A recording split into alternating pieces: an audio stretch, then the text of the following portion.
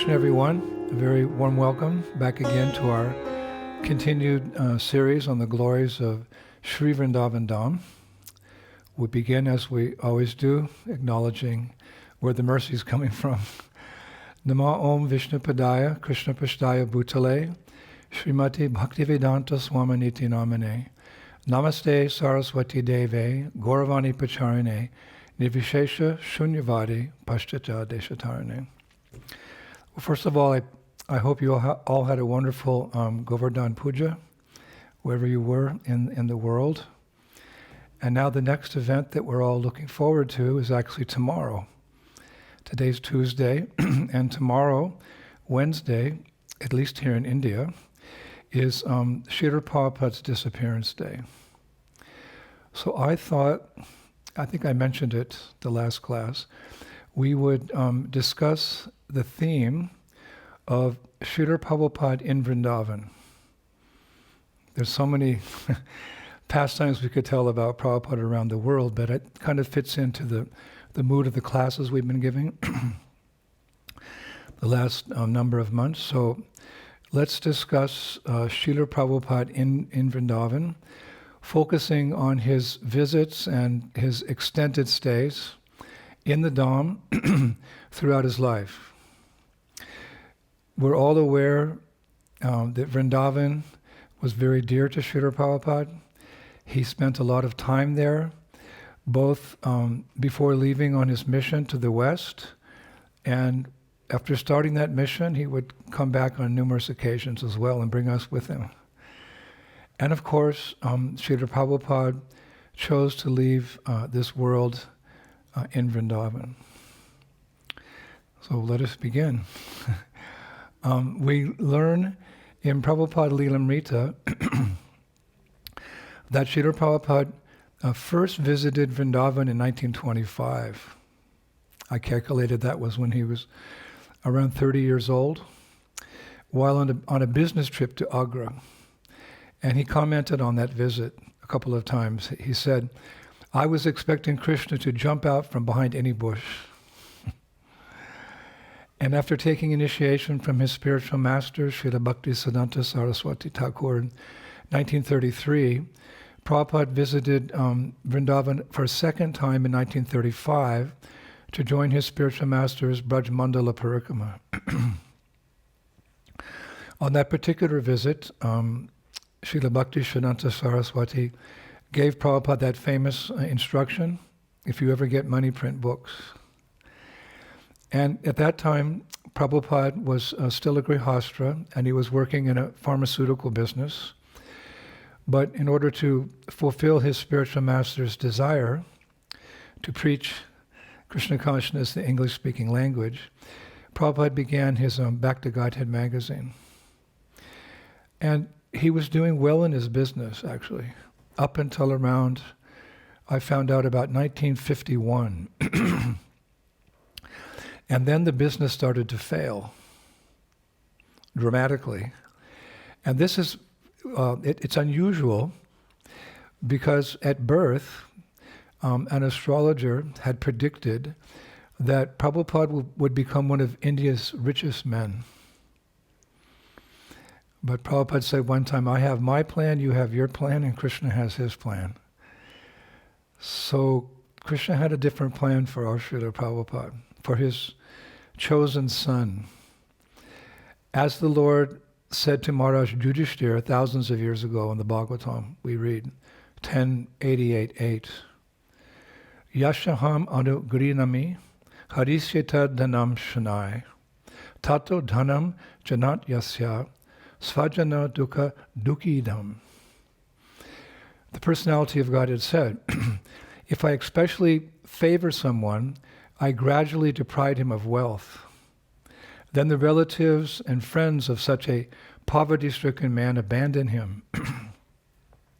In this way he suffers one distress after another." So as Prabhupada's business was breaking down, his wife moved back to her parents' home, leaving Prabhupada for all practical purposes as a Vranapasta. And in that mode, you could say that mood, his preaching efforts picked up. And pretty much leaving everything behind after a while, he attempted to open a preaching center in a city called Jhansi. And during his time in Jhansi, he made a few visits, it's described, 3 or 4 visits to Vrindavan. There's nothing mentioned about those visits, but he visited a few times.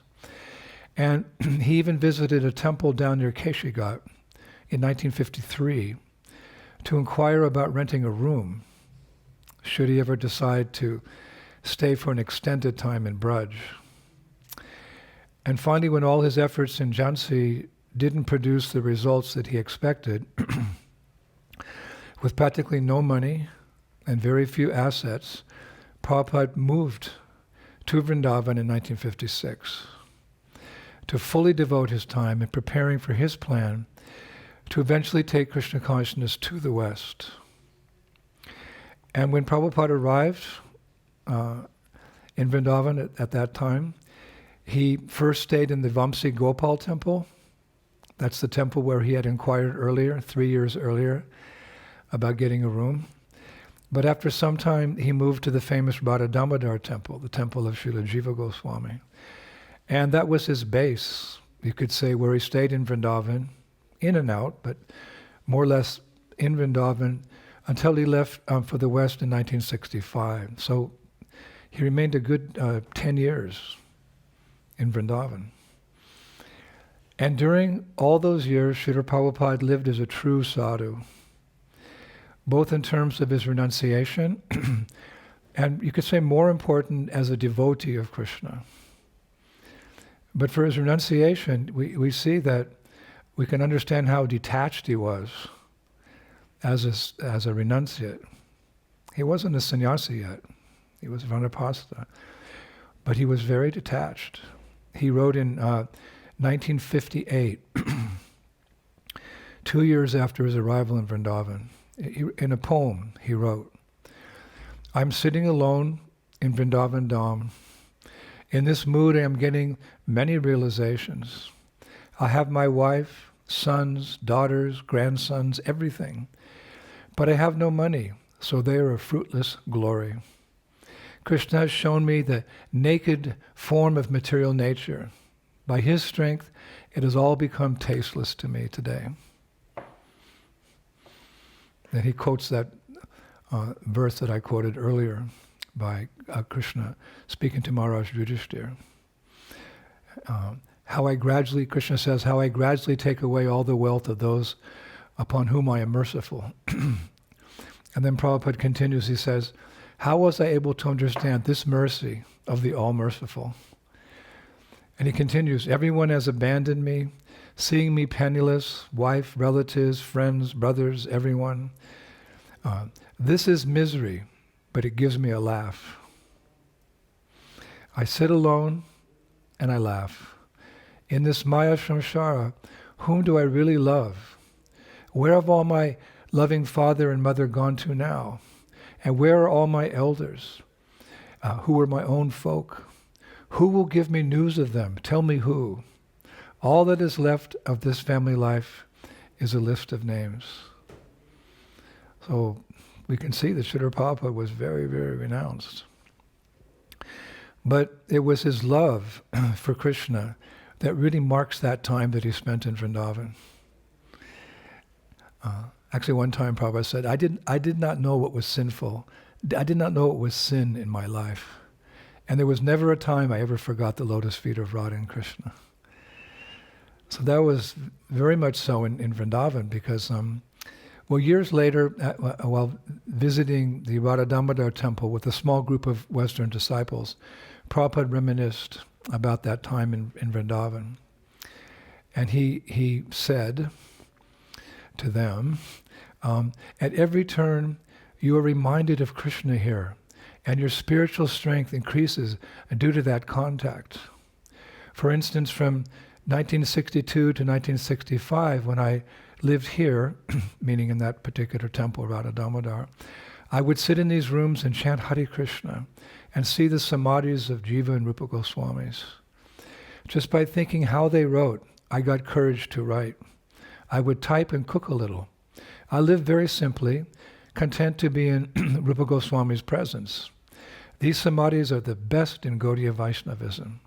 They actually inspired me to go to the West. Now I have hundreds of temples to go to, but I still like it here best of all. Well, it's his Krishna consciousness that's outstanding when he was in Vrindavan. And it's not surprising that Srila Prabhupada chose Vrindavan as his place of residence for all those years. India is home to countless holy places, and Srila Prabhupada could have chosen any one of them, but he chose Vrindavan because Vrindavan's rich in Gaudiya Vaishnava culture. Krishna appeared there, Mahaprabhu visited there, and the six Goswamis, they laid the foundation of modern day Krishna consciousness through their writings and the construction of the temples there. And Srila Prabhupada obviously had the choice of either Vrindavan or Navadvip Mayapur. These are the two preferred residences for Gaudiya Vaishnavas. I found a beautiful verse in Garuda Purana. Sarva kali kale tu taktiv vanya tirtash svayam. Vrinda ranye tata kshetre navadvip vashate va. In the age of Kali, devotees will abandon the service of other holy places and will either live in Vrindavan or Navadvip. In the age of Kali, devotees will abandon the service of other holy places and will live either in Vrindavan or Navadvip. A very amazing verse. But although Prabhupada was born in Calcutta, or Kolkata as we say now, not far from Navadvip Mayapur, Vrindavan provided an opportunity for writing, publishing, and distributing his Bhakti Godhead magazine, and of course eventually his commentaries on the great Srimad Bhagavatam. And it was near India's capital, New Delhi, so that would facilitate publishing and printing. Anyway, there's no difference between Mayapur and Vrindavan. As Narottam Das Thakur sings in Prarthana, Shri Goda Mandalu Bhumi Yeba Jhane Chintamani Tarahaya Braja Bhumi Vasha. Quote, one should know that Goda Mandalu Bhumi, meaning the Mayapur area, is equal to Vrindavan. There's no difference between the inhabitants of Vrindavan and those of Srinam Mayapur. So history has shown that Srila Prabhupada didn't go to Vrindavan to retire, like so many sadhus do, with all due respect, but rather he went there fulfilling his spiritual master's first and foremost instruction to him, to preach Krishna consciousness in the English language.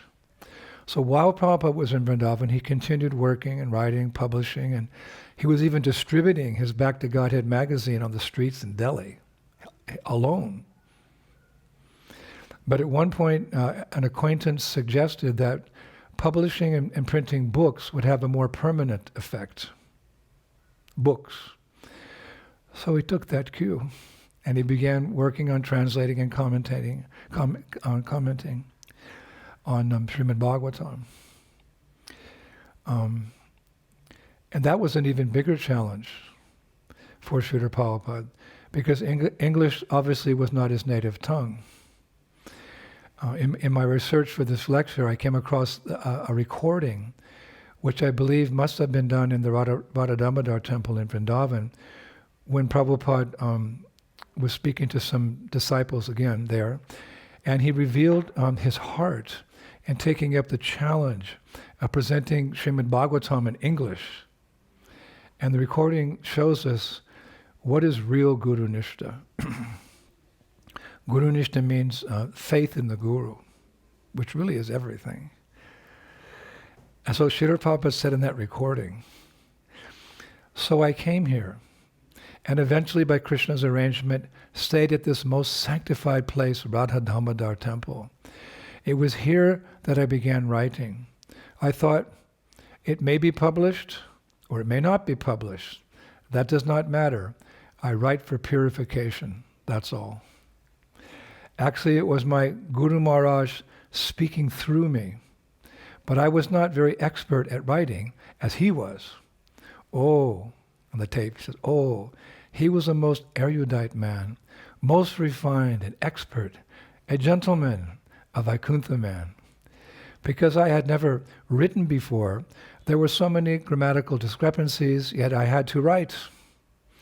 The subject matter was so important, so urgent. So I wrote those first 3 volumes of Srimad Bhagavatam, the first canto. All our philosophy, everything you need to know, is in those 3 volumes, first canto. Isn't that sweet? So Prabhupada is very humbly saying that English was not his language, but he was doing it for purification, and what's more, he was doing it to please his Guru Maharaj. So all this preaching, Back to Godhead magazine and Srimad Bhagavatam, it necessitated that Prabhupada had to go back and forth to New Delhi. And that was not an easy thing in those days, especially at his advanced age. There was no Yamuna Expressway. I remember in the 70s, early 70s, taking a taxi from Delhi to Vrindavan. Sometimes it took 4 hours. If there was traffic, 5 hours. And there were trucks. So, what to speak in the 50s when Prabhupada was there. So years later, Prabhupada commented, quote, I worked at Back to Godhead magazine day and night. In the beginning, when I was a householder, I did not care if someone paid or not paid. I used to distribute liberally. But when I left household life and I was living alone, sometimes in Vrindavan and sometimes in Delhi, or sometimes traveling for pushing on BTG, those were very hard days. We should take that into account. The sacrifices, so many sacrifices, so many risks, so many dangers that Prabhupada went through to enable us to be sitting where we are today as Vaishnavas and Vaishnavis. There's that saying, lest we forget. We should know it's just history, but no, it was a living history. And we should think from time to time of the sacrifices that Srila Prabhupada made for us, and therefore our debt to him to take up the mission to somehow or other introduce Krishna consciousness to others. That was Prabhupada's mood when he was on this earth planet. So it was unusual for a sadhu in Vrindavan to leave Vrindavan and go to a big city like Delhi.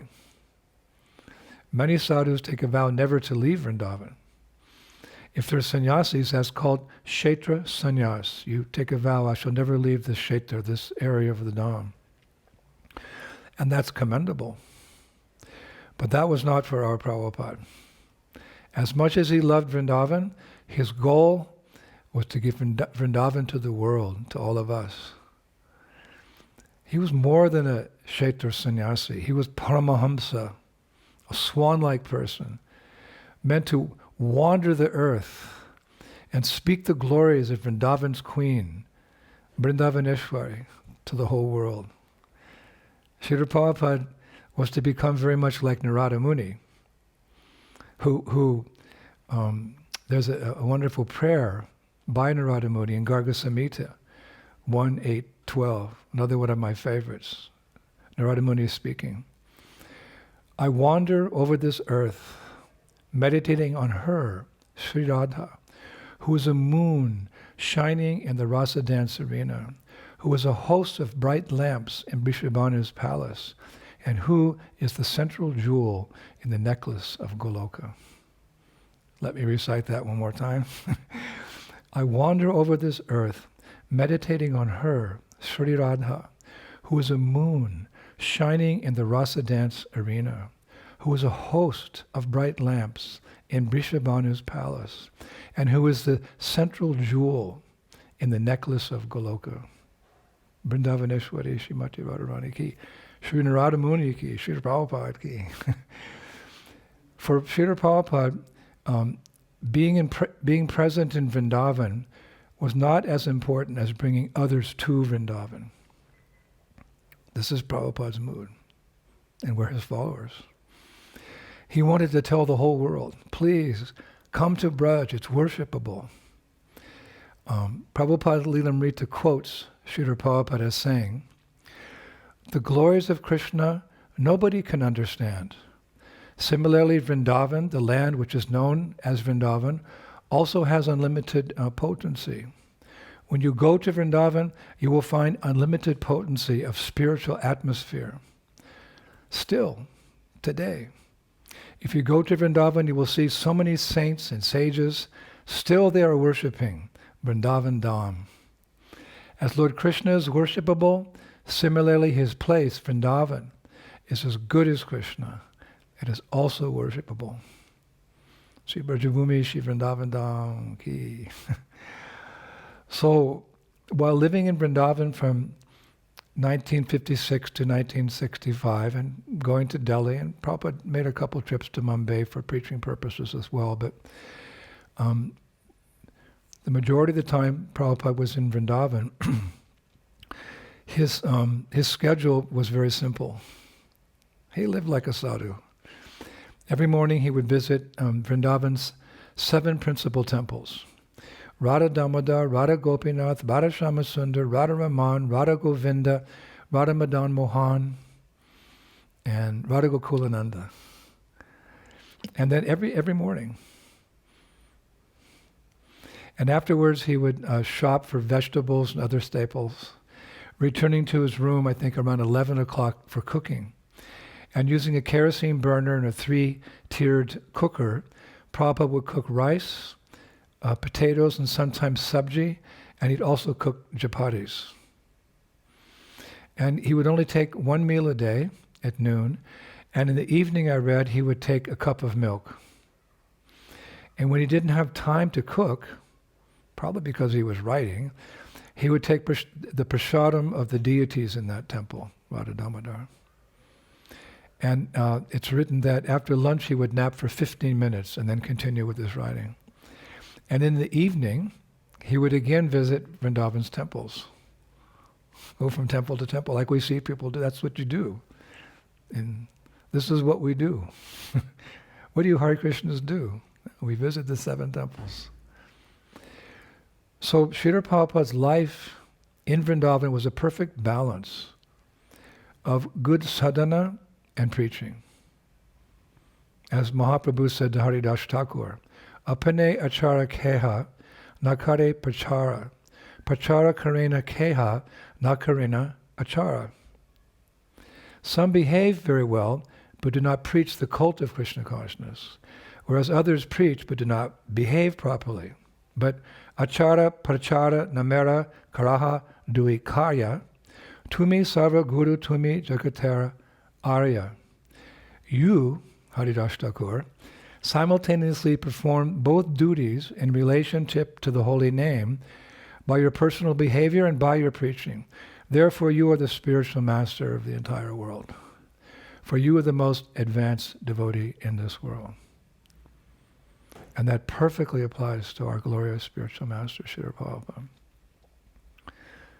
Wherever he was. And being the ideal sadhaka, meaning the practitioner of Krishna consciousness, people took notice of Prabhupada. There's so many hundreds or thousands of devotees and saintly persons, but Prabhupada, people noticed him. A very well-known and highly respected devotee in Vrindavan, his name was Hridayananda Babaji Maharaj. He was a descendant of Lord Chaitanya's associate, Udaran Dhutardhata. Hridayananda Babaji Maharaj, he passed away in 2007. He was 78 years old. He once recalled in an interview, myself and your Prabhupada often went together to the Jamuna for Sankirtan in the late afternoons. He would bring kartals for chanting, and I played mridanga. Many local devotees became accustomed to his beautiful parikrama and would join him there on the bank of the river. He engaged all of us in singing the Hare Krishna Maha Mantra and Panchatattva mantra, and all of us were dancing very joyfully.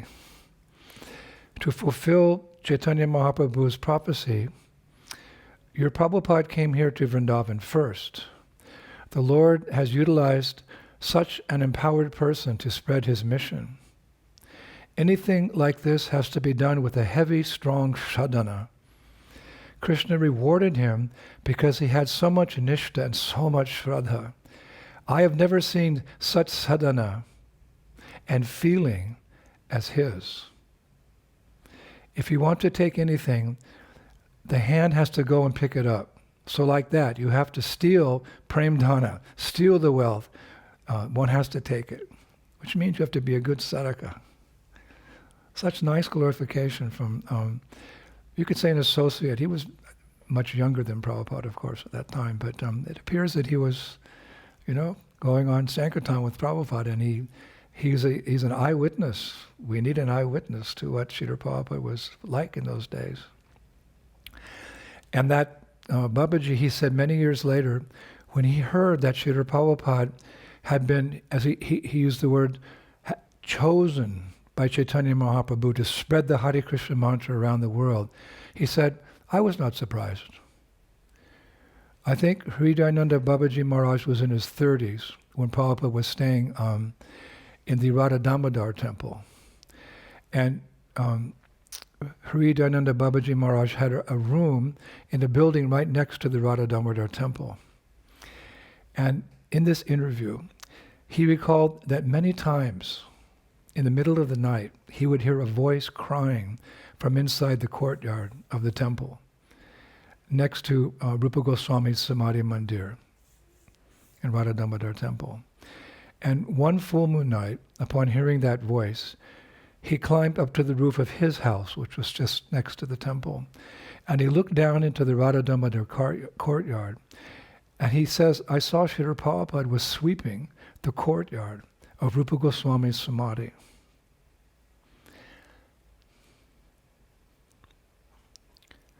And he was bending down with a small broom.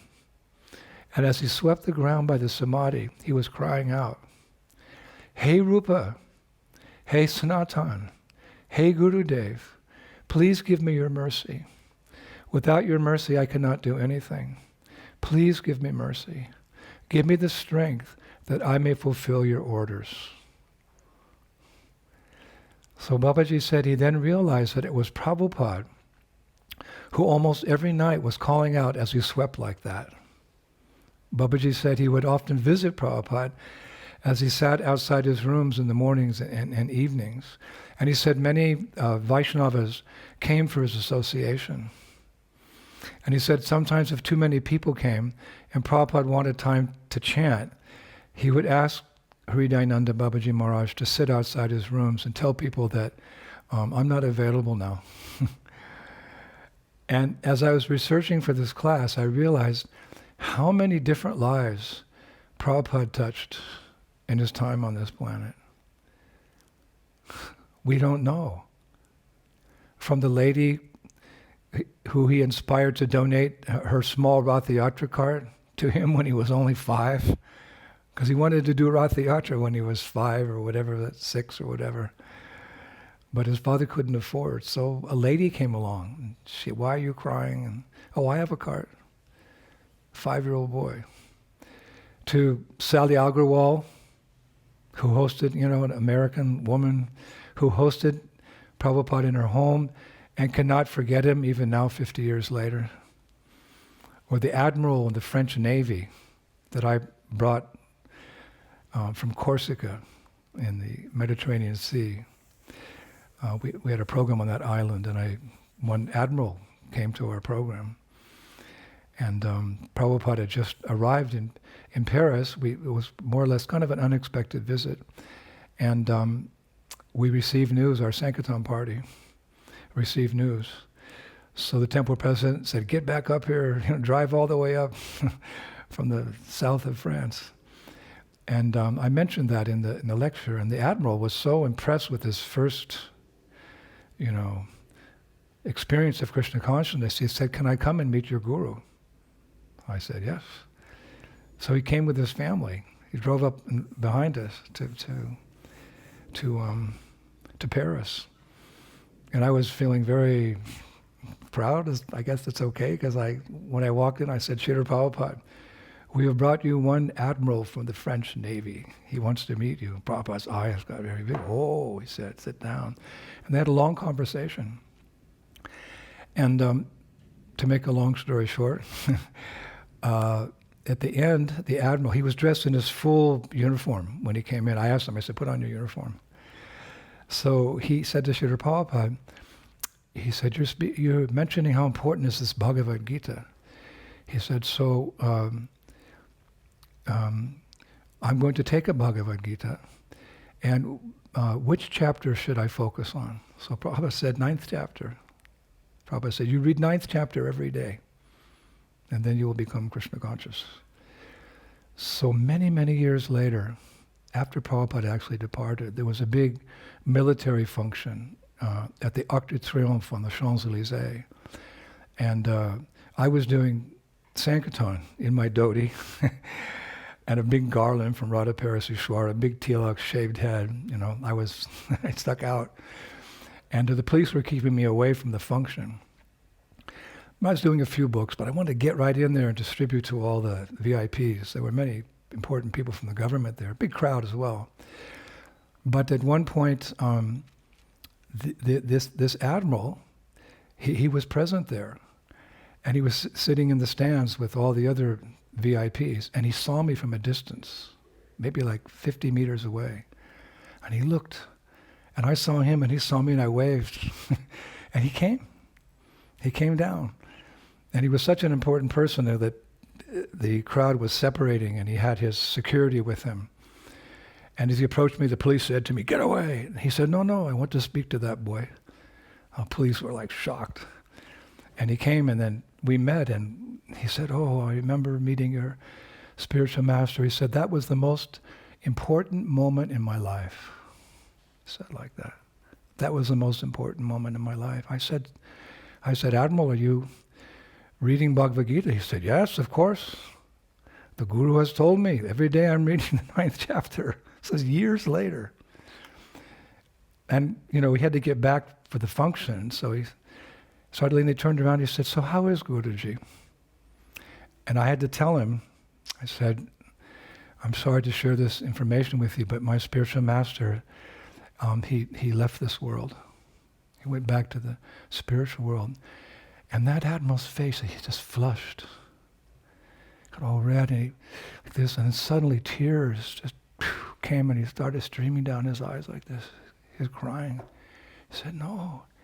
He said, "He's gone? He's gone?" I said, "Yes, sir. He's no longer with us." He's crying, and everyone's looking at him like, because they didn't hear our conversation, so they're wondering why he's crying. And then he just looked down and he said, "That was the most important moment in my life." And he turned and he went away. So I realized so many people were touched by not just us as devotees, but you could say Prabhupada planted the seed of Krishna consciousness in so many persons' hearts. All glories to Srila Prabhupada. So in that interview, which was conducted by my god sister Mula Prakriti Dasi, she's also left this world to join Srila Prabhupada. She did that interview, and Hridayananda Babaji Maharaj, he said, "Although Prabhupada left us, he's still here right now, but we have to find him out because Krishna has hidden him as if behind a curtain. His leelas are still going on. He's still chanting at the Radha Damodar temple and sweeping the courtyard, doing these wonderful pastimes, like tying up camphor in a cloth. After the camphor is gone, the smell is in the cloth, still remains." So like that, Srila Prabhupada said, he's certainly here, but we have to endeavor to see Srila Prabhupada. If we feel the separation, then we can be with him. With strong endeavor, utkanta, everything will be revealed. Like a chaste wife, with chastity, all things will come. Like parents who have so much affection and put their hands on their child's heads, similarly, if we go to Srila Prabhupada, He will embrace us with so much feeling, like the Lord himself does. He had so much attachment. He left this world in 2007. You never know who you're going to meet. So, after years of preparing himself, Srila Prabhupada left his beloved Vrindavan for the West. He was going to conquer the hearts of the world's people, armed only with a few boxes of Srimad Bhagavatams, the holy names, and faith, instructions of a spiritual master. To disciple, it's the instructions of the spiritual master that are everything. And Srila Prabhupada has made his instructions to us very clear. To share our good fortune with the people of this world. That is his heart, and that is the heart of this movement. Prabhupada said one time, I'm not different than ISKCON, and ISKCON is a missionary movement. And in his absence from Vrindavan, while away on his initial visit to the West, there's no doubt that Prabhupada missed Vrindavan terribly. That he revealed quite clearly on the Jaladuta when he famously wrote on September 10th, 1965, "Today the ship is plying very smoothly. I feel better today, but I am feeling separation from Sri Vrindavan and my lords, Sri Govinda, Gopinath, Radha Damodar. The only solace is Sri Chaitanya Charitamrita, in which I am tasting the nectarian of Sri Chaitanya's Leela. I have left Bharat Bhumi just to execute the order of Shri Bhakti Siddhanta Saraswati in pursuance of Lord Chaitanya's order. I have no qualification, but I have taken up the risk just to carry out the order of His divine grace. I depend fully on their mercy so far away from Vrindavan. If I will cross over this crisis," meaning the difficulties he had on the trip, "it will be the goodwill of Lord Krishna, who is my friend and philosopher." So we see how much Prabhupada missed Vrindavan. And on one occasion while in the West, in New York in the late 1960s, he wrote, it's in Prabhupada Lilamrita, "Here I am now sitting in New York, the world's greatest city, but my heart is always hankering after that Vrindavan." So Prabhupada's acharya, it means one who teaches by example. So we'll know there are signs, just like there's signs you're getting closer to your destination when you're driving. What are the signs? What are one of the signs that we're making progress in Krishna consciousness? They will also feel this hankering for Vrindavan.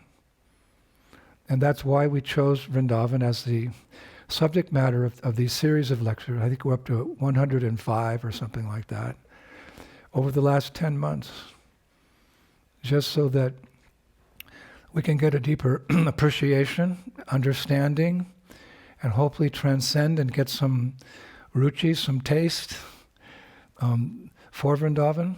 And Vrindavan's our home. And we must develop this attachment to Vrindavan. How does it come? Shravanam Kirtanam Vishnu Shmaranam.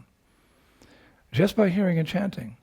Even if you can't come to Kartik now, even if you can't come to Gaur Purnima, whatever, I'm sure that your attraction for Vrindavan and Mayapur is developing because of separation. But we're never satisfied. The race isn't over till it's over, till we're back in Goloka Vrindavan with Srila Prabhupada and Radha and Krishna and Balaram and the Kalpavriksha trees and the Surabi cows, and then life begins, eternal life. So we must develop a deep, deep attachment for Vrindavan, a deep, deep attachment for Mayapur and Panchatattva and Radha Madhava and the Ganges and all the Leelastans that are there. This is our life. We have to work on it every day. Every day we have to chip away a little bit at the unclean heart, dust it, chant. And tomorrow's Prabhupada's disappearance day, so it's a day to immerse ourselves even more in our beloved spiritual master, the founder of this movement, and our debt to him, and how we're going to carry on after that day is over, keeping Srila Prabhupada in focus. And, well, his separation from Vrindavan continued for all those years. There's a beautiful book written by Hayagriva Prabhu, some of which I'm quoting today. It was called Vrindavan Days, and he quotes Prabhupada as saying, "I lived very simply in Vrindavan, content to be in Rupa Goswami's presence. Now I have hundreds of temples to go to, but I still like it here in Vrindavan best of all." So do we, Srila Prabhupada, by your grace. Of course, in the midst of his circling the globe so many times, Prabhupada circled the globe so many times, in spreading Krishna consciousness around the world, having left Vrindavan, Prabhupada returned to Vrindavan on numerous occasions. But he never came back empty-handed. He always came back with his dancing white elephants, the Western devotees, Westerners in general. A true testament to the success of his preaching in areas outside of India. Come back with devotees from America, devotees from Africa, devotees from China, all his dancing elephants, a myriad of different dancing elephants, dancing white elephants, and devotees from all over the world. And people were amazed. And Prabhupada was giving them initiation, he's giving them Gayatri mantras, and they were lecturing and quoting Sanskrit, worshipping the Murtis, and a worldwide society of devotees. People were like, that's how Prabhupada conquered India in the beginning. And when he came back, he didn't just come back to rest in Vrindavan, although on a couple of occasions Prabhupada came back to become healthy. But his main purpose in coming back to Vrindavan was to preach in India itself. Bhakti Churumaraj once shared a story with me that Prabhupada had told him that Prabhupada said, "I have fulfilled my spiritual master's desire to flood the world with Krishna consciousness, and I will continue to do so. But I have come back to India with a personal desire to revive Krishna consciousness in my native Bengal." Yeah, he said that to Bhakti Churumaraj.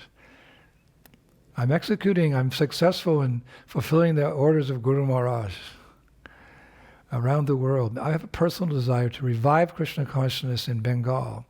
He said, because all of Bengal has gone to hell. And one primary reason was because of the preaching of a personality called Ramakrishna, who emphasized the worship of Durga and Mother Kali, etc.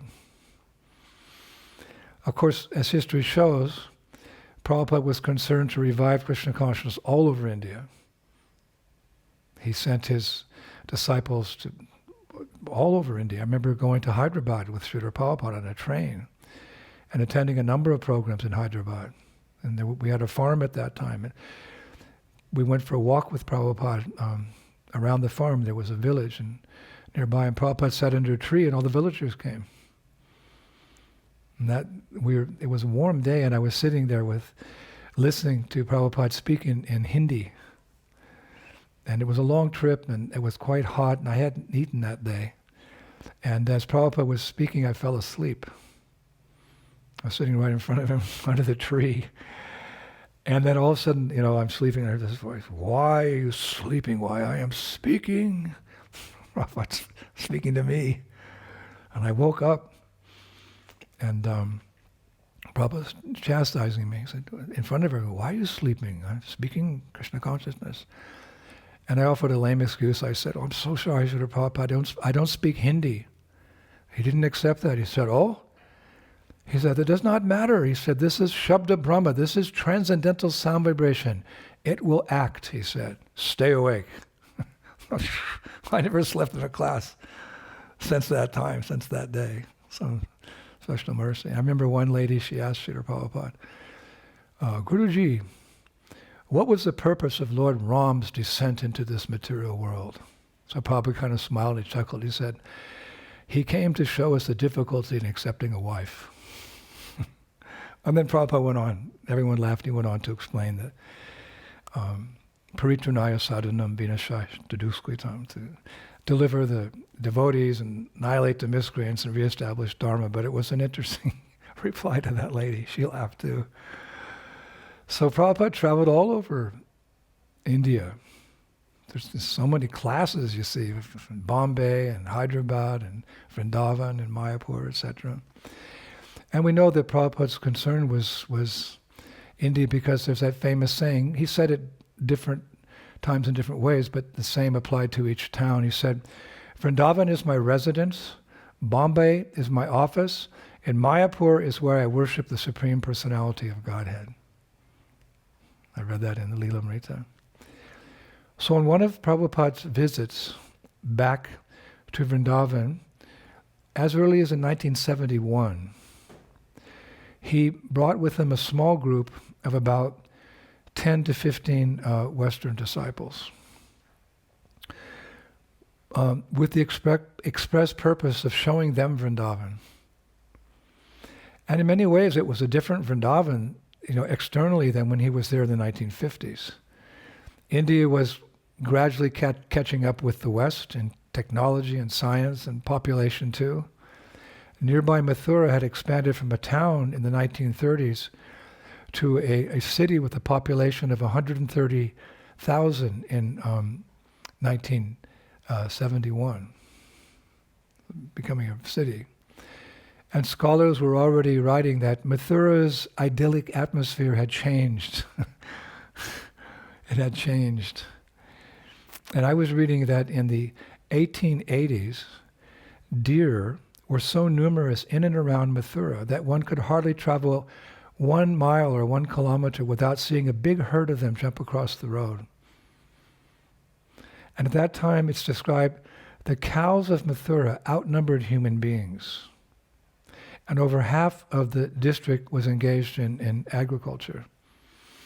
And I read that the name Math, as in Mathura, Math means to churn, indicating a place rich in cows and butter. Mathura. And Srila Prabhupada's close friend, Vishwambar, we used to call him Bhagaji. He, a good friend of Srila Prabhupada's in Vrindavan, he donated a good amount of the money, I think most of the money, for constructing the first Gurukul. He gave that money to Prabhupada, the first Gurukul in Vrindavan, or the Gurukul, you could say now, in our Krishna Balaram Mandir. He was kind of like an uncle for us. And I remember one time I walked past Prabhupada's room where Prabhupada was staying in Vrindavan at the temple there, and I heard him and Bhagaji just laughing and laughing, like I'd never heard Prabhupada laugh, like two friends laugh, that rasa, that relationship between them. They were laughing, and I just stood and listened. Wow, this is special. Hearing Prabhupada laugh, just from the heart with his friend. It was a nice experience. So Bhagaji, we used to go to his house. He was a Krishna Balaram Bhakta devotee, and he had Govardhan Shilas, two, one Krishna and one he worshipped as Balaram. I was fascinated by his puja. It was very simple, but there was so much devotion there. So he told us one time that when he arrived in Vrindavan in 1935, I think it was, he said there were many tigers living in the Vrindavan area. I said, really? He said, yes, tigers. They would eat the sadhus. I said, what did you all do? He said, well, we learned the trick that you get a big pot of milk and you put some gur, that sweet that comes from the trees, the sap of the trees, that gur, that sugar. And you mix some of that in with the hot milk, and then you go into your hut and you go to sleep. And if the tigers come looking for something, some sadhu to eat, they smell that milk and they drink that milk, and then they're full and they go away. Oh, I said, that's the way you dealt with tigers? Yes. So how Vrindavan's changed. Of course, Mathura and Vrindavan had changed significantly over the ages. When Prabhupada brought his disciples for that visit in 1971, I mean, you're looking back 5,000 years. When Krishna was present, all of Vrindavan was Avan. Vrindavan, it was Vrinda Devi's forest. She gave it to Radharani, but it was all forest and transcendentally subdivided into 132 subforests, some of which we've been lecturing on. So many changes.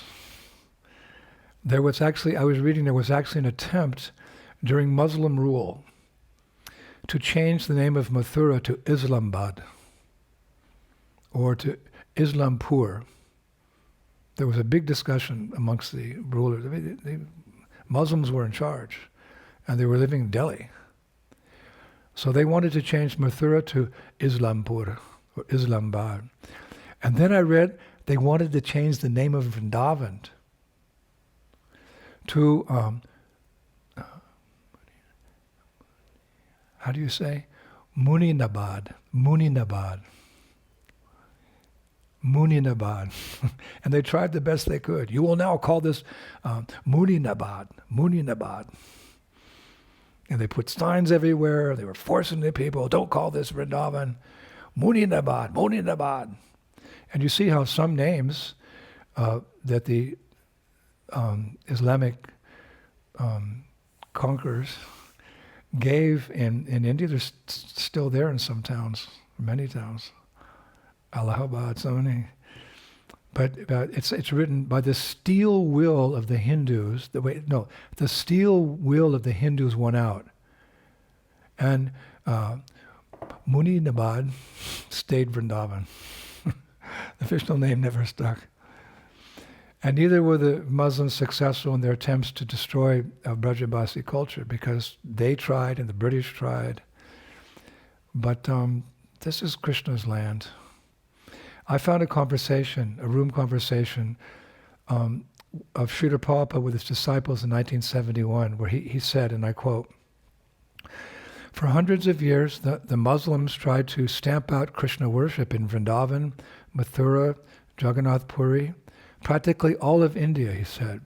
"But still, it is going on. And the Muslim and the British have come and gone." He said, why? He poses the question, why? Because he says, the potencies of the holy Nam are greater than any mundane power. Nothing changed. I mean, there's some changes, but even now you go to Vrindavan, you feel the potency, even a non-devotee. Prabhupada said, because the potencies of the holy Nam are greater than any mundane power. Then he goes on. Of course, during Muslim times, the deities had to be hidden, but this does not mean that they need our protection. The Muslims would break the deities with sticks and then think, oh, we have killed the Hindu god. Of course, this is nonsense, Prabhupada said. Simply the marble was broken, not the deity. Foolish men think of the deity in a limited, mundane way. God manifests himself in the deity out of mercy for his devotee, but he is still present in his eternal abode, Vaikuntha, as well as in every atom of the creation. Krishna is all-powerful. His deity form is indestructible, and his Dham possesses all spiritual potencies. There might have been some damage to the temples, but generally the Muslims did not enter Vrindavan. And he concludes, they were afraid. Prabhupada writes, or he says, they were afraid. You know, I heard that recording. So during those special days when Prabhupada brought that group of devotees to Vrindavan in 1971, many of them were appalled, or they were shocked by what they perceived as the dirt and squalor of Vrindavan. But Prabhupada didn't see it that way. On one occasion he told those devotees, quote, "The ugliness that you see here is Yoga Maya. It's Krishna's covering. Vrindavan appears this way to drive away the atheists and impersonalists, just as New York attracts them. For a devotee, this Vrindavan is as good as Krishna's transcendental abode in the spiritual sky, Goloka Vrindavan. You must have the eyes to see. Vrindavan hides herself from the materialist." And when one devotee spoke up and said, Srila Prabhupada, you spoke of Vrindavan as a person. Prabhupada said, in spiritual consciousness, everything is personal. Even the city of Ravana appeared before Hanuman as a gigantic Rakshasi. And Hanuman knocked her down because she challenged him when Hanuman was coming in, crossed over the ocean. The city of Ravana appeared as a gigantic Rakshasi. And Hanuman gave her a blow like that. She, all right, come on in. There's a deity like that, of Hanuman. Actually, in my residence in Vrindavan, we have a deity like that, where Hanuman, our old deity, where he's in that position of chastising the Rakshasi. So then the devotee added, but Srila Prabhupada, still the poverty is here, it's very evident. And Prabhupada gave a very interesting reply. He said, yes, Krishna's mercy keeps his devotees poor. Their only wealth is Krishna consciousness. Krishna doesn't want them diverted by Maya Devi. So then the devotee said, but I still don't see how this is as good as Goloka Vrindavan. And Prabhupada replied, then you must try to rediscover Vrindavan. That you must do. It is a question of consciousness. The real Vrindavan is there in your heart, hiding herself from you. So Prabhupada was giving us an interesting perspective that the Dham's never affected, it's just covered. And one reason it's covered is to keep the Mayavadis and the materialistic people out. Doesn't mean we shouldn't clean up Vrindavan, we should, because if we can present Vrindavan like she was, Prabhupada was speaking as her, 5,000 years ago as you could say a spiritual Disneyland in a transcendental way, how many people would come? Just to see the parks and the gardens and the flocks of birds and the peacocks and the parrots and, make Vrindavan, then they would come for whatever reason, and being there, their hearts would become purified. And some taste for Krishna consciousness will come. It's not being done in my generation, maybe the second generation or third generation. That can happen. That would be wonderful. But either way, Vrindavan is Vrindavan. So then another disciple asked a question at this particular meeting. He said, Srila Prabhupada, the local people tell us that if someone goes into the Sevakunj area at night, which is a particular part of Vrindavan where the Rasalila dance takes place every night there, we've been told for many years, I know. That whole area of Sevakunj, it's got a big wall around it, so that Radha and Krishna and the gopis can have their Rasalila without any disturbance. So the local people have always said that if you go into Sevakunj at night, you won't return because you'll see Krishna dancing with the gopis. You won't be able to come out. So Prabhupada shook his head. He said, this is nonsense. Do you think that seeing Krishna is so easy? He always had a perfect answer. They're saying like that, but that's nonsense. You think that seeing Krishna is so easy?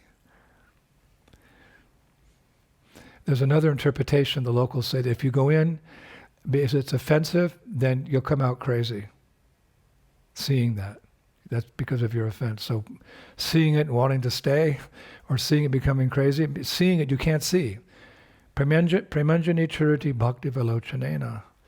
One can only see these leelas when the eyes are saturated with love for Krishna. That's our goal. Now during that visit, I was reading how Prabhupada was easily accessible to the devotees. A lot of this is coming from Vrindavan Days, Hayagriva Prabhu's book. He also left very early to join Srila Prabhupada elsewhere. Prabhupada was very accessible to the devotees. Unlike when his movement became much bigger, most devotees, we just saw him from a distance on the Vyasasan, which was fine, but Prabhupada in Vrindavan, he was more relaxed at home in Vrindavan. Thus he gave himself freely to those few fortunate disciples. Shamasundar and Malati, they were there. Jamuna, Guru Das, others devotees. And they were very fortunate disciples indeed. In the Srimad Bhagavatam 4:29, and in the verses 39 through 40, the purport, Prabhupada writes, and I quote, "In a holy place like Vrindavan, if one gets the chance to hear from pure devotees, then the cultivation of Krishna consciousness becomes very easy." So those devotees were there with Prabhupada.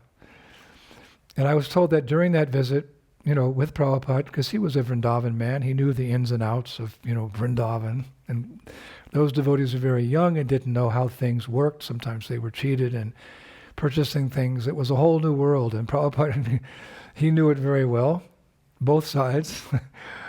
And he would sometimes give disciples a number of tips of what was the Vrajabasi standard of Krishna consciousness, the Vrajabasi standard. One time he told them, we have to chant 16 rounds minimum. 16 rounds is nothing. Here in Vrindavan, he said, here in Vrindavan there are many devotees who chant 120 rounds every day. In Western countries, it's difficult to finish 64 rounds. Therefore, the minimum 16 rounds. That must be finished. That is a regulatory principle. But interesting, he revealed that there are many devotees, he said. I'm repeating it verbatim. Here in Vrindavan, there are many devotees who chant 120 rounds a day. Then he went on, if you engage in Krishna consciousness, you'll get at least a human body next birth. So that, say that you do not mature, he said, that for some reason you fall down. There's nothing inauspicious because whatever you have done sincerely is recorded in Krishna's book. Krishna is an accountant. I found that really interesting. Whatever you've done, it's recorded in Krishna's book. Prabhupada said, Krishna's an accountant. Then he laughed and he said, yes, he keeps nice accounts of the activities of his devotees. That is a fact, he said. The activities of non-devotees are kept by Yamaraj, god of death, for punishment. Similarly, devotees' accounts are kept by Krishna personally. Devotees' accounts are kept by Krishna personally. That's so wonderful. And he would be sometimes very frank about life in Vrindavan. Yes, it's the spiritual world, but it's also still rural village where customs were sometimes or are sometimes very much different than the West. For example, Prabhupada told one devotee during that visit not to be disturbed by the snapping turtles while bathing in the Jamuna River down near Keshigat. There's lots of snapping turtles there. He told them that the huge snapping turtles swim back and forth close to the pilgrims who are bathing, but no one pays them mind. No one pays them mind. Little insights into Vrindavan. Prabhupada in Vrindavan, there's an insight.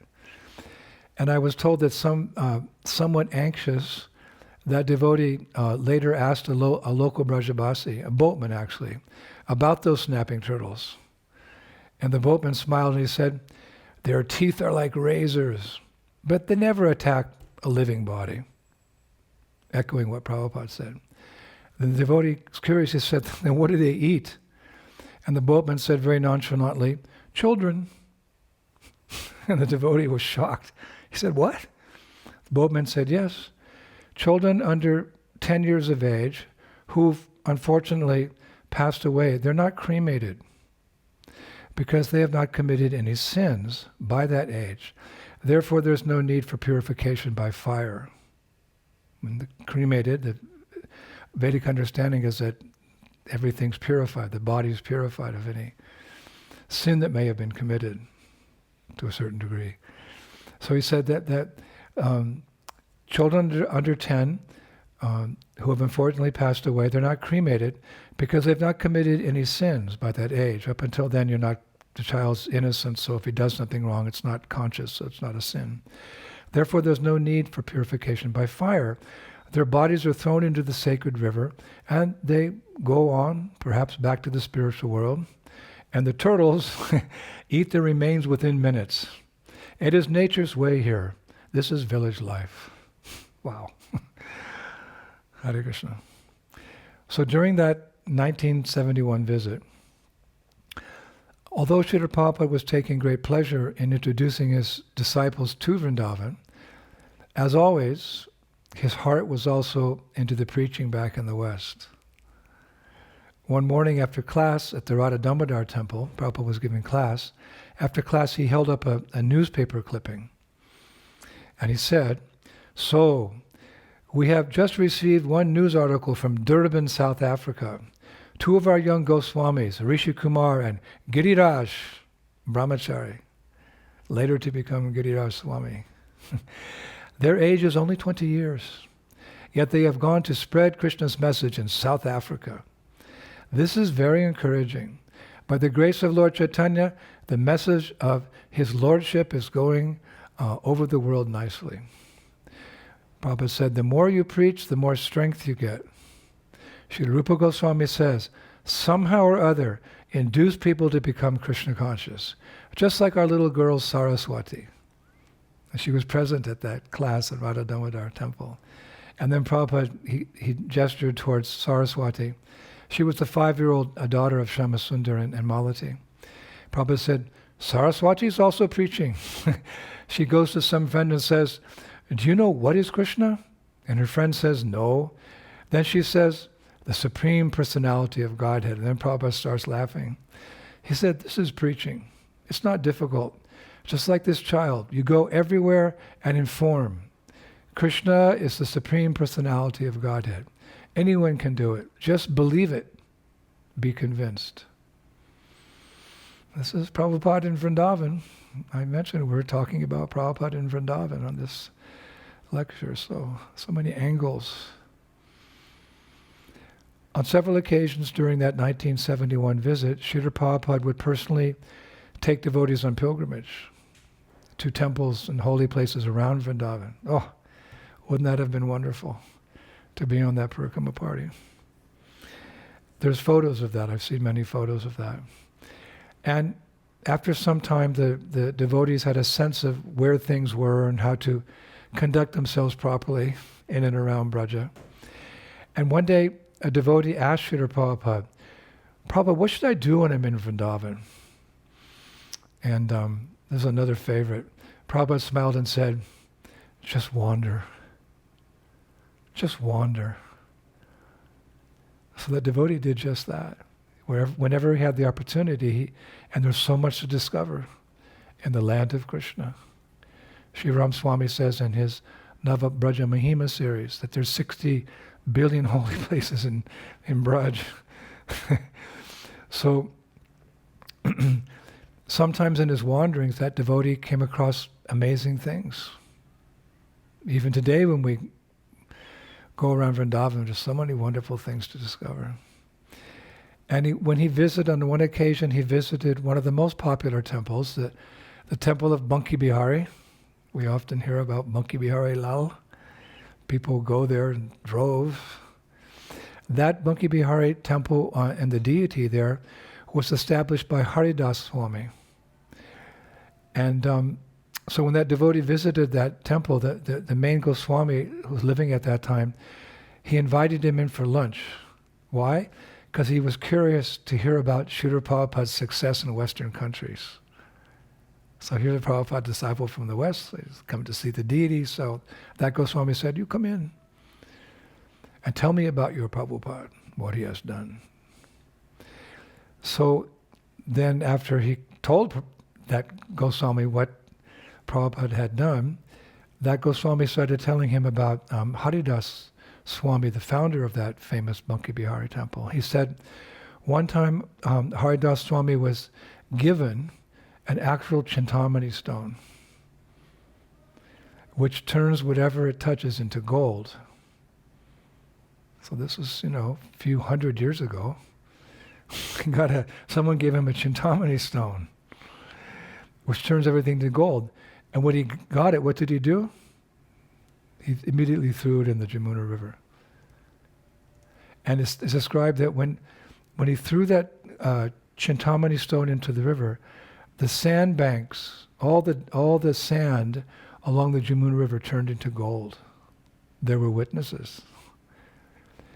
But Haridas Swami, he just looked away with disinterest and described it was furthering his reputation as a renunciate. Just didn't want the Chintamani stone and didn't want that sand that appeared for whatever amount of time.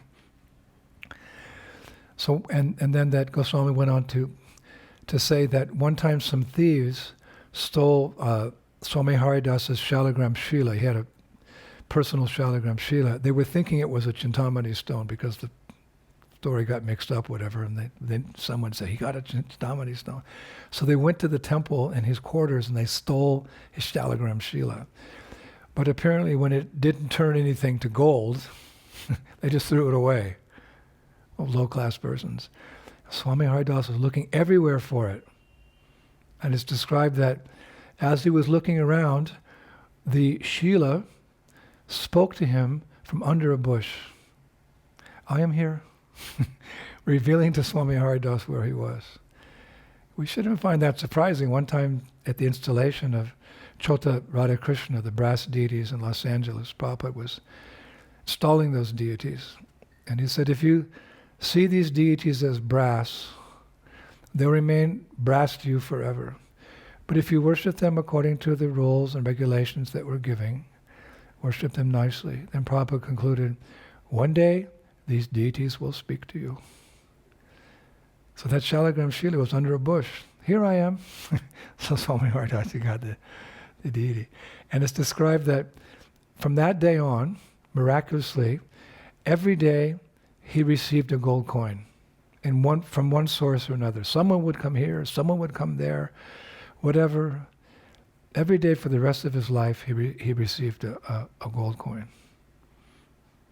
And he used that money for temple offerings, and whatever remained he spent on grains to feed fish, peacocks, and monkeys.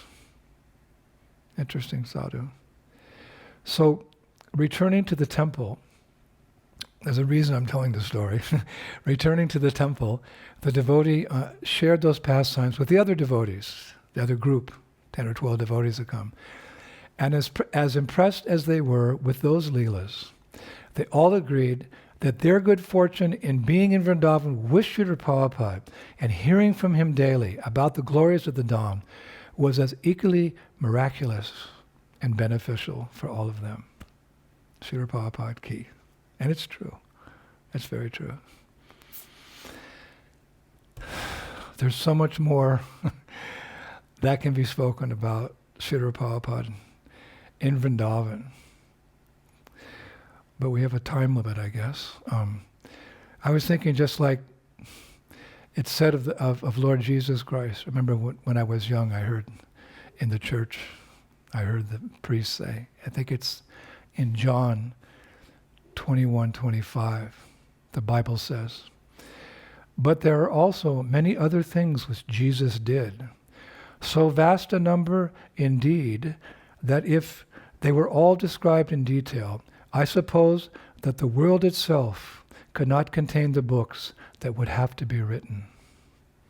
Whew. It's about Jesus, but it's also about Prabhupada. But there are also many other things which Jesus did, so vast a number indeed that if they were all described in detail, I suppose that the world itself could not contain the books that would have to be written. Prabhupada's glories are known throughout the three worlds.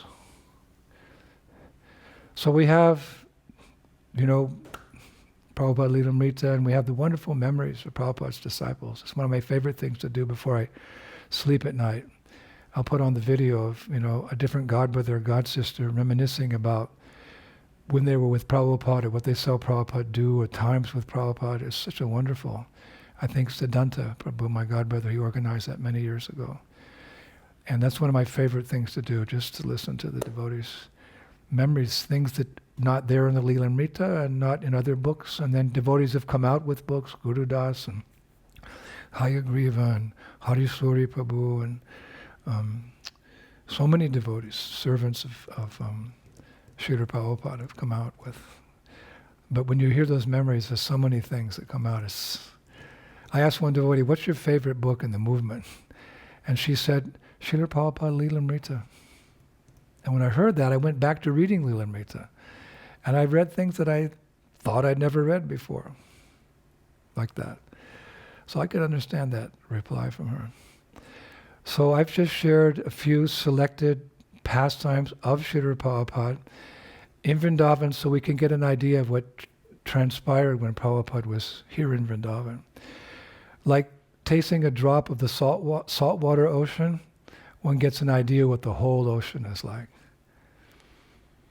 Anyway, as the years went on and Prabhupada's preaching expanded in the West, Srila Prabhupada requested as many of his disciples as possible from around the world would come to visit Vrindavan, especially for the annual Mayapur and Vrindavan festivals. Many devotees, many Prabhupada disciples remember those festivals. Around Gaur Purnima time, we'd come first to Mayapur, we'd be with Prabhupada for a week or so there, then we'd all go to Vrindavan and Prabhupada would come and continue lecturing in the temple there. So during those festivals, Prabhupada would lecture to thousands of disciples.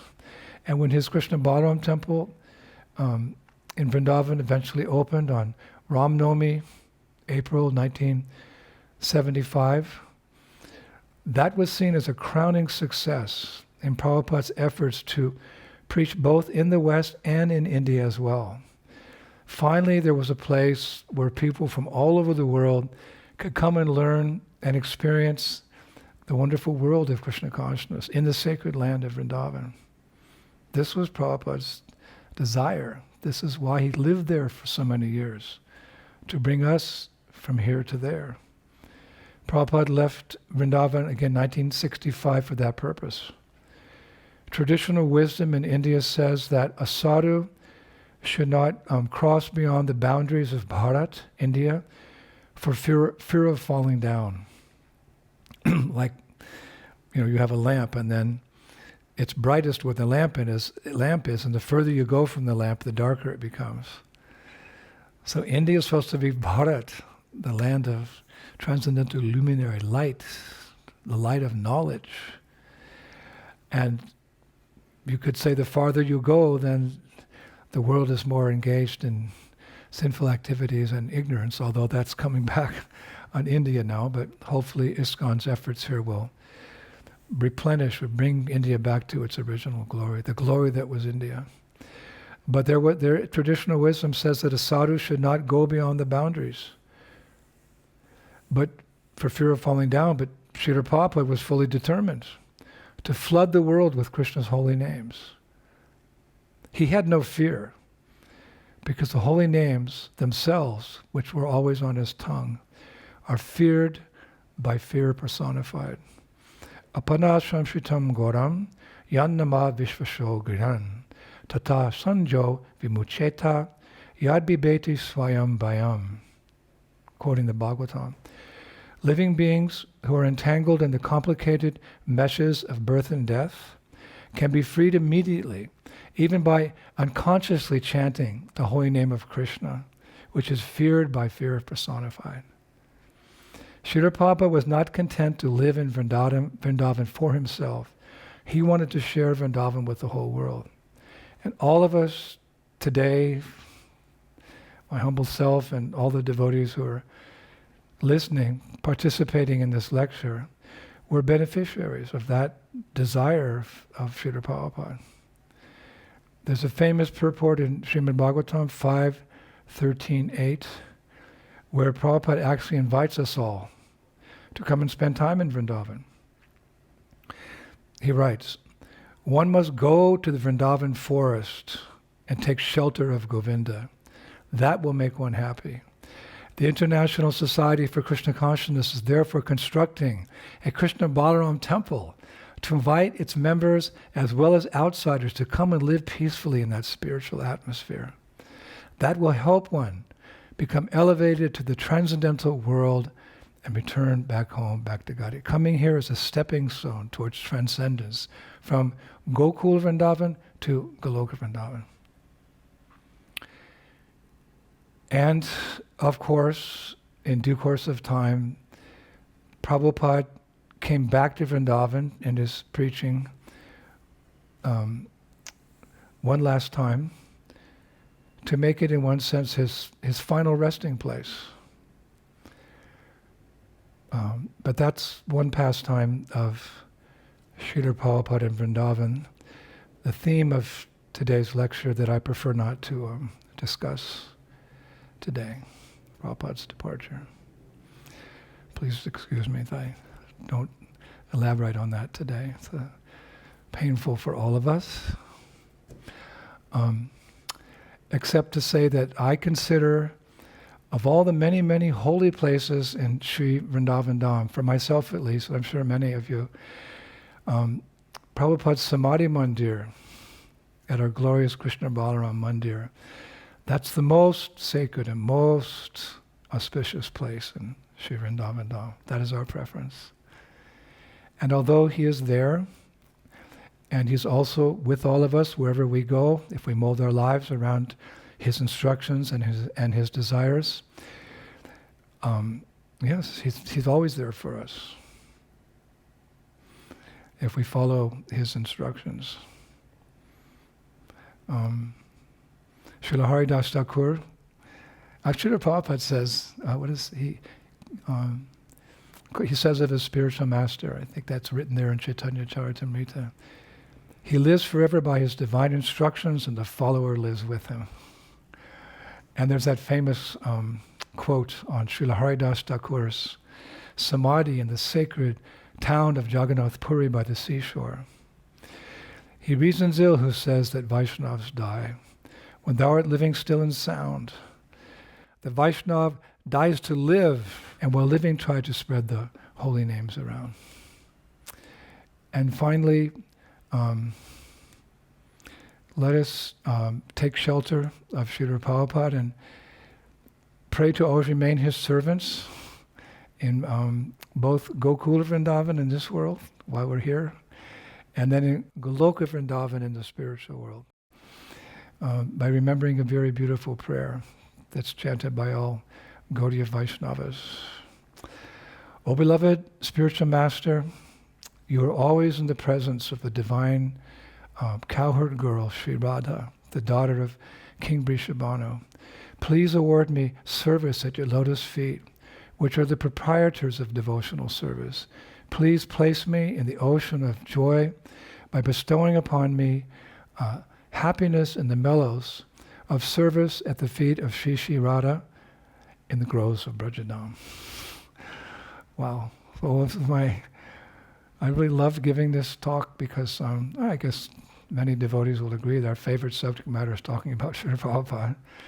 So I'm very happy for this opportunity, and I wish you a very wonderful tomorrow celebration of Srila Prabhupada's departure.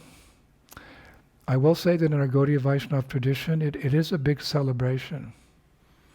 I was told that in Gaudiya Math, they often celebrate it in a bigger way than the appearance of the spiritual master, the Acharya. And I thought that's curious, but the logic or the reasoning, transcendental reasoning, is that when the Acharya appears, no one knows really who he is. Maybe the astrologer can say like they said to Prabhupada, he'll be the richest man in India, or that he'll travel around the world, the astrologer said, open up 108 temples. That's what the astrologer said about Prabhupada. That came true, and more. But we don't know so much. But by the time the Acharya leaves, his glories are well known. So it's a cause of great celebration, because so many wonderful things he did. Just like it's described that when the lotus flower is asleep at night, it's closed. When the sun rises, then the lotus flower opens and her full glory is known. So in the same way, by the time the lotus flower opens and then it closes again, we know all the glories of that lotus flower. So now we know all the glories, or some of the glories of Srila Prabhupada, and if we continue being his humble servants, we'll be able to join him again in the spiritual world, and we'll be able to see his endless glories in Sri Goloka Vrindavan, because Prabhupada did say one time, we will have our ISKCON in the spiritual world. Thank you, Prabhus. Shri Shri Gauranitai ki, Shri Krishna Balaram ki, Shri Shri Radha Shama Sundar ki, Vrindavan Ishwari, Shrimati Radharani ki, Shri Prabhupada ki, Shri Prabhupada's Disappearance Day Festival ki, Gokul Vrindavan ki, Goloka Vrindavan ki, back home, back to Godhead, as per Shri Prabhupada's desires, take all the fallen conditioned souls, every single one of them, back home, back to Godhead with us. May Srila Prabhupada be glorified throughout all the worlds. Hare Krishna. See you at the next lecture. All right, well.